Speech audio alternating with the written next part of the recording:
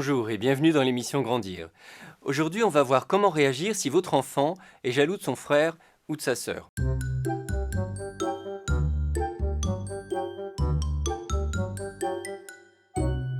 La jalousie est un sentiment normal. Simplement, il faut aider votre enfant à la réguler et surtout à la contenir. C'est-à-dire que le fait d'être jaloux ne doit pas l'autoriser à être agressif avec son frère ou avec sa sœur. C'est souvent par rapport aux parents que les enfants sont jaloux, par rapport à l'amour des parents. Et c'est vrai que c'est souvent le plus âgé qui est jaloux du plus petit. Mais il arrive aussi que le plus petit envie la place de l'aîné. Évidemment, on va éviter les injustices flagrantes. On va éviter aussi les comparaisons. On va éviter de trop responsabiliser l'aîné. Quand le petit frère ou la petite sœur naît, l'aîné a bien sûr le droit de jouer avec lui, de communiquer avec lui, mais on ne présentera pas le plus petit comme un cadeau offert au plus grand. Le plus grand n'aura aucun droit sur le plus petit, ça n'est pas un parent. On éviterait également l'égalitarisme. L'égalitarisme, c'est quoi? C'est de vouloir faire absolument la même chose pour chaque enfant, alors qu'ils ont des personnalités différentes, des âges différents.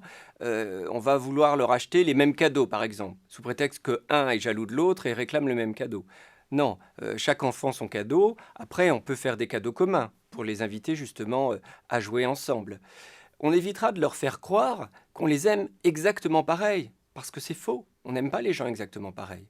Ça ne veut pas dire qu'on les aime plus ou moins, mais on les aime différemment.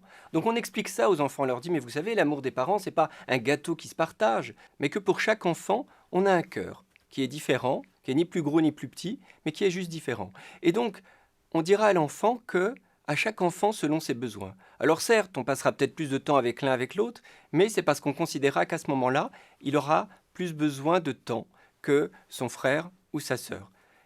On expliquera aussi à l'aîné, si on s'occupe du petit, que de toute façon, si on ne s'occupait pas du petit, on ne s'occuperait pas forcément du grand, et que sur ce temps-là, on le passerait peut-être avec son mari ou sa femme, ou avec des amis. Ce qui est important, c'est que chaque parent passe du temps avec chaque enfant. Quand on est parent, surtout si on a 2 enfants, on a un peu tendance à se partager les enfants. Surtout quand les enfants se partagent eux-mêmes les parents et que tel enfant réclame plutôt tel parent. Il faut être vigilant et s'obliger à passer du temps avec son enfant même s'il rechigne un petit peu.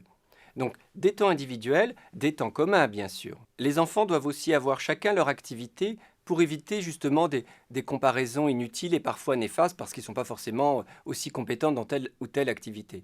Donc ils ont chacun leur activité, leur domaine de compétences et leur possibilité à eux aussi d'être contents, de se flatter, d'être bons dans tel ou tel domaine. Pour ce qui est des responsabilités, on veillera à ce qu'elles soient équilibrées.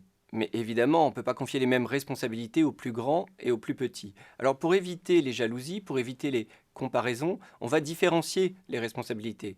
Par exemple, le petit posera les assiettes sur la table et le plus grand la débarrassera. Parfois, la jalousie est nourrie par un manque de confiance en soi. D'ailleurs, je parle dans une autre émission de la façon de réagir si votre enfant manque de confiance en lui.